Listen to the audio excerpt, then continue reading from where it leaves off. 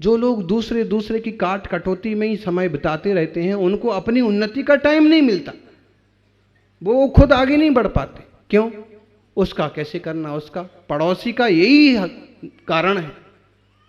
आज भी खाने पीने और शिक्षा का पूरा इंतजाम नहीं है पड़ोसी देश में। कारण क्या है? हमेशा से एक ही एंगल रखा है, दूसरे को नुकसान पहुंचाना, भारत को नुकसान पहुंचाना, पहुंचाना पहुंचाना, सारी बुद्धि सारी शक्ति उसी पर। ऐसे आप किसी पड़ोसी को देखना, गांव का कोई पड़ोसी हो, दुकानदार हो या गांव को कोई तीसरा आदमी हो, उसने अगर यही सोच रखा अमुक को तंग करना तंग करना तंग करना, उसमें ही उसका समय जा रहा, पैसा जा रहा, दिमाग जा रहा, इसको छोटा बनाना, छोटा छोटा उसको क्या बनाना, तू अपने को बड़ा बना लेना।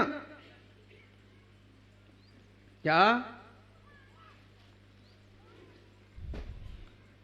घर में 4 बहुएं हैं तो कभी कभी ऐसे लगता है कि मेरे को सबसे स्पेशल दिखना, मुझको सबसे बड़ा दिखना, नंबर कोई सा भी हो, तो उसके लिए हम टकराहट या दूसरे को नीचा दिखा करके बड़े नहीं दिख सकते। उसके लिए हमें कुछ स्पेशल करना होगा। हम बड़ी जैसे काम करें, स्पेशल काम करें, सबके काम आए, फास्ट काम करें, आगे तक का सोचें, पीछे तक का निभाएं। सब अपने आप तुमको बड़े ना कहलाओगे तो भी बड़े कहलाओगे हैं। बीच वाली बहू को पूछो, वो ज़्यादा समझदार है, वो जल्दी करती है, वो आगे तक का समझती है। छोटी वाली से बात करो, वो ये चीज़ें संभाल लेगी। शादी का सारा मैनेजमेंट का, भोजन का उसके हाथ में दे दो। अब फिर घर के लोग भी समझने लगते हैं कि हाँ, ऐसे समाज में, परिवार में 4 भाई हैं, जिनकी जिसमें रुचि है उनको उस टाइप का काम, और उसमें सक्सेस हो जाते हैं। कहने का मतलब ये है कि टकराव और कटाव उसकी बजाय मिलनसारता और बनाव, इस पर अपन सब चिंतन करें, ध्यान दें। हमारा प्राय करके यही थिंकिंग रहती। अमुक की बात हमारे तक आई, अमुक शिकायत हमारे तक आई, हम उस पर बहुत ध्यान नहीं देते, बस नोट कर लेंगे कि कुछ ऐसा हुआ है, कुछ ऐसा होने वाला है, या कहीं अपशब्द बोले गए हैं, या फिर बस बाकी उस व्यक्ति या उस माहौल के प्रति ज़्यादा रिक्रिएट नहीं, बहुत ज़्यादा उस पर। क्यों? हम उस मामले में ज़्यादा सोच करके ऊर्जा दे रहे हैं, हमारी ऊर्जा, वो वैसा होने वाला है कि नहीं होने वाला है। कल आएंगे कोई लोग और कुछ ऐसा बोलेंगे, आगामी कार्यक्रम की डेट चेंज करेंगे, कुछ करेंगे, उस पर हम ज़्यादा ऊर्जा नहीं देंगे उनको। अगर वो नुकसानदायक है तो हम उस पर एकदम साइलेंट हो जाएंगे, कुछ नहीं, नो कमेंट्स, मुंह से भी नहीं और मन से भी नहीं। फिर मन से देंगे पॉजिटिव। कैसे? मुंह से नहीं बोलेंगे फिर कि तुम लोग जो करने वाले हो वो बराबर नहीं है, जो अपन ने सोचा है पहले वो बराबर है। परिणाम ये होगा कि अंदर आते आते आते आते आते पास में बैठते बैठते वो भी वही बोलेंगे जो हम सोच रहे थे। बोलो बराबर है कि नहीं?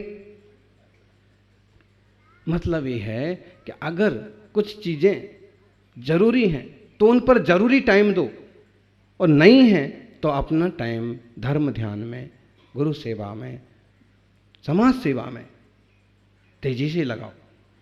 टाइम तो उतना है जितना है।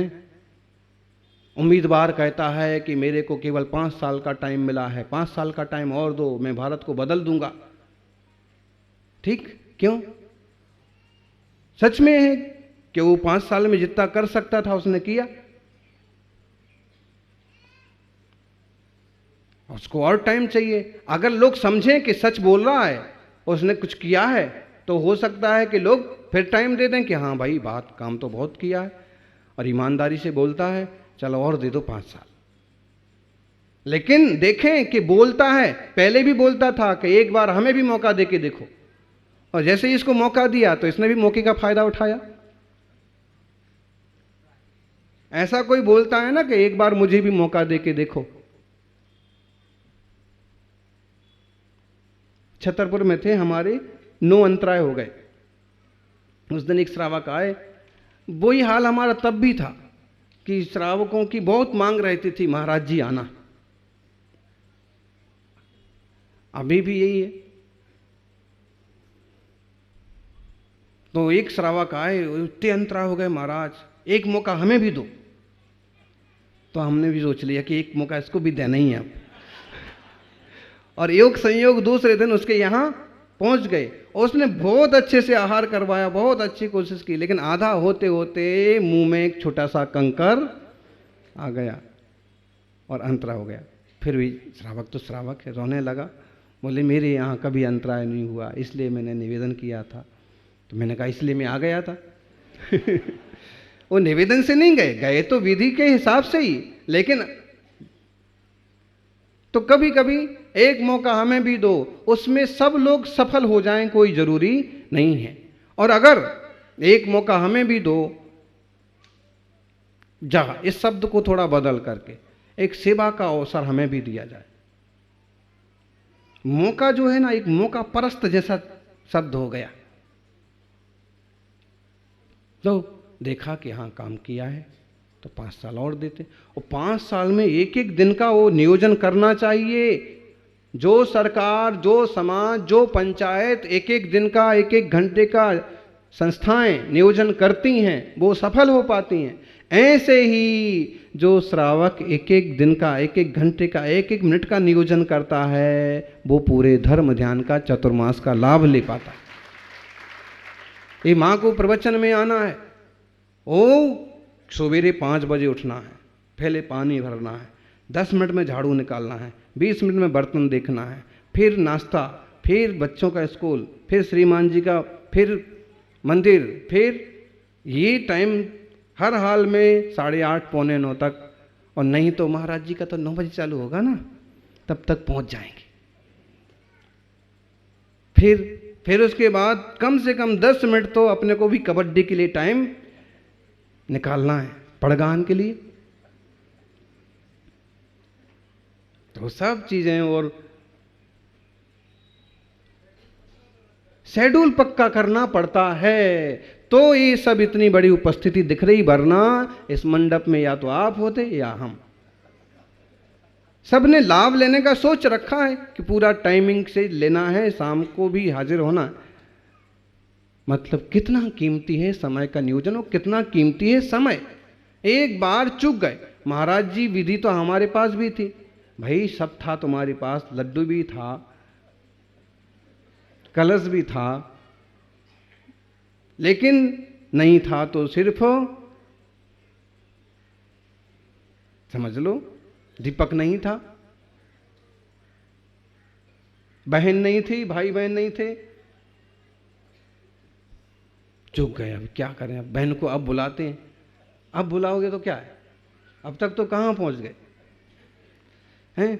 नारियल तो हमारे पास भी थे महाराज, 3 नारियल, 3 तो थे, लेकिन हमारा मानस था कि सबके पास एक एक एक हो।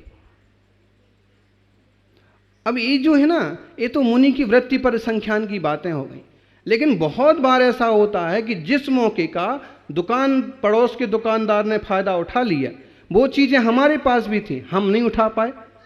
चांदी की दुकान उनकी भी है और उनकी भी है, उनने मौके का फायदा उठाया, बढ़िया नई डिजाइन की चांदी की राखियां बनाई।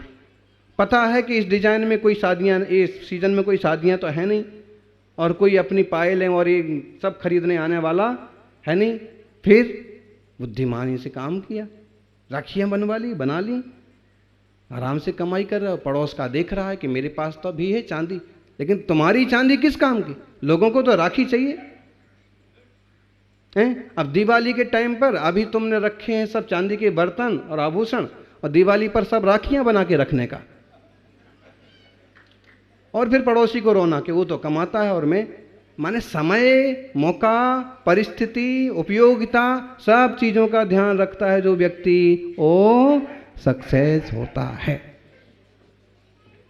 चाहे वह संसार का मार्ग हो और चाहे मोक्ष का मार्ग।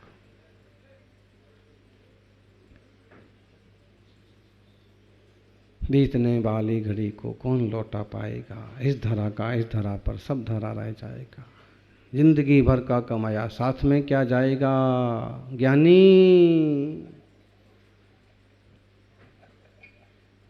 ऐसु अवसर खो दिया तो अंत में पछताएगा, पछताना हाथ रह जाएगा। शांतिनाथ प्रभु का पंचकल्याणक महोत्सव सामने है। अब अभी से मन बना लिया और तैयारियां कर ली और लाभ ले लिया तो ठीक है। और कल शरीर जी विराजमान होगा और फिर सोच रहे मैं भी ऐसा कर सकता था, मैं भी ऐसा कर सकता था, मेरी भी तो बहुत भक्ति थी, मेरा भी तो मन शांतिनाथ भगवान के प्रति समर्पित था। अब सोचने से क्या होता। अब तो तुम पंचायत के पास वापस जाओ कि नया सौधर्मेंद्र बना दो, तो वो कहेंगे भाई अब तो कोई प्रोग्राम नहीं है। इसलिए इस धरा का इस धरा पर सब धरा रह जाएगा। धरा तो रही जाना है, इससे अच्छा सही सही जगह लगा करके पावापुर जी की परियोजना है। कितने लोगों ने ना, जब 4 साल पहले चर्चा उठी थी, कितने लोगों ने तो उसी समय बड़ी बड़ी घोषणाएं कर रखी। कितना बड़ा मन है। और कितने लोग अभी तक भी नहीं सोच पाए कि हम कैसे लाभ लें। समय चले जाते हैं, अपन देखते रह जाते। बुद्धिमान वह है कि मौके का फायदा ले। हमारे सामने एक अजब पसारों का एक सुंदर सा गाथा छंद है। हा यदि याऊ नित्यम छिज्जति देहो य इंद्रिया नित्यम मोहि दुहवदि मूढ़ो नाणी नाणेन सिज्झेदे। हा यदि आयु नित्यम, आयु हमेशा घट रही है। हमने जो समय के सदुपयोग की बात कही है वो बिजनेस के हिसाब से नहीं कही, और हमने आयु के हिसाब से कही। मतलब एक एक समय हमें अपने लिए भी एडजस्ट करना है। सब कुछ करते हुए भी हमें अपने लिए समय निकालना है। ऐसा नहीं कि टोटल टाइम दुकान में और टोटल टाइम फालतू चीज में जाएगा। उसमें हमारा आधा घंटा धर्म ध्यान का रहेगा, उसमें हमारा 10 मिनट निरंतर सामायिक का रहेगा, जाप का रहेगा। हाँ यदि आयु नित्यम, आयु निरंतर घट रही है। छिज्जति देहो ये इंद्रियां नित्यम, देह और इंद्रियां क्षीण होती जा रही हैं। कुछ लोग जब ज्यादा दिन बाद आते हैं तो मालूम पड़ता है कि कितना ढल गए, कितना बदल गए। देखो अभी दिल्ली के बैठे विनय कुमार जी, अभी ये 2 मिनट नाचे और थक गए, नहीं तो घंटे घंटे भर नाच करके भी नहीं थकते थे। क्यों, क्या हुआ, क्या हुआ? छिज्जति देहो। बैठे वहां भैया लाल जी लगातार 30 उपवास करके भी नहीं थकते थे। अभी एक दिन उपवास हो रहा है, दूसरे दिन फल। क्यों?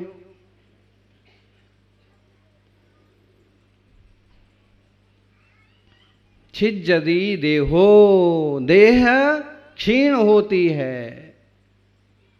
नाम तो किसी का क्या लेना, देख लो, खुद ही देख लो। देह क्षीण होती है और इंद्रियां नित्यम, इंद्रियां भी क्षीण होती हैं, कमजोर पड़ती हैं। आंखों पर चश्मा आ जाता है, कान पर मशीन आ जाती है।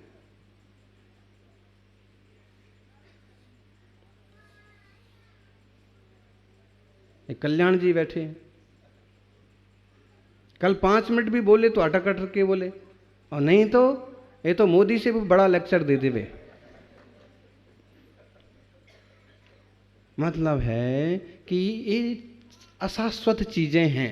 हम देह को कितना भी अपना समझें, लेकिन ये कोई सगा नहीं है जी, दगा देने वाला है।